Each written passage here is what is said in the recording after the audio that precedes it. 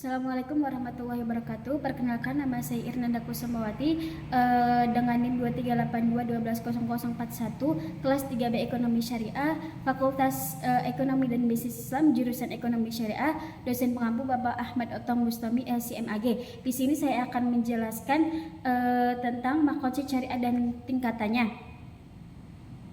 Maqasid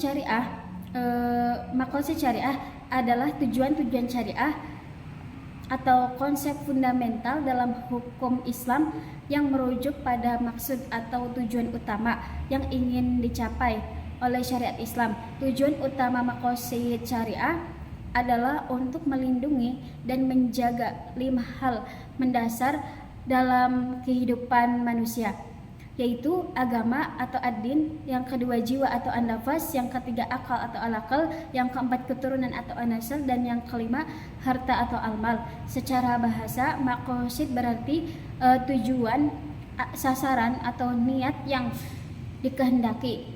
Dalam konteks ini, maqasid merujuk kepada tujuan-tujuan yang ingin dicapai, sedangkan kata syariah secara bahasa berarti jalan atau aturan yang lurus, yaitu sistem hukum atau ajaran yang diturunkan oleh Allah Subhanahu wa Ta'ala untuk umat manusia melalui wahyu yang disampaikan kepada para nabinya.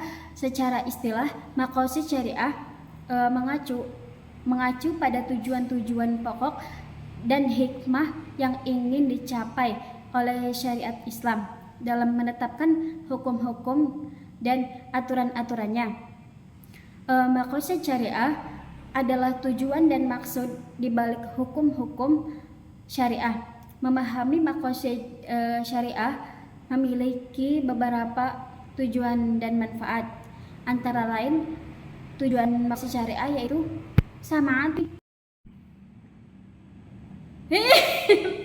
Tujuan maqasid syariah yang pertama itu menjaga kemaslahatan, maqasid al-maslahah, yang kedua mewujudkan keadilan, yang ketiga fleksibilitas dalam penerapan hukum, yang keempat pendidikan dan kesadaran masyarakat.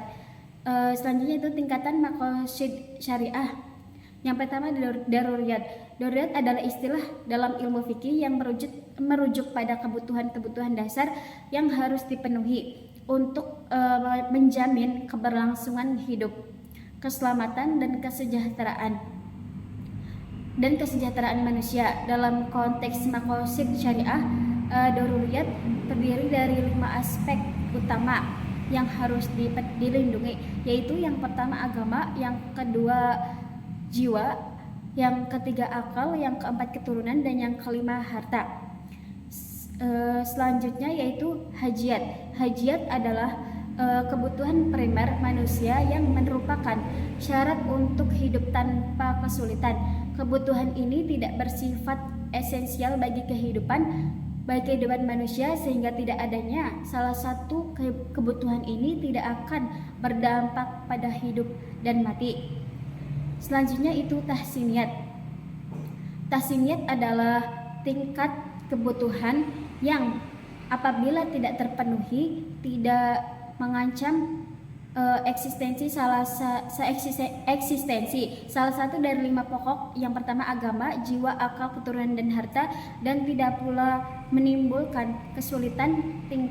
Tingkat kebutuhan ini berupa kebutuhan pelengkap. Selanjutnya itu penerapan maqasid syariah dalam kehidupan sehari-hari.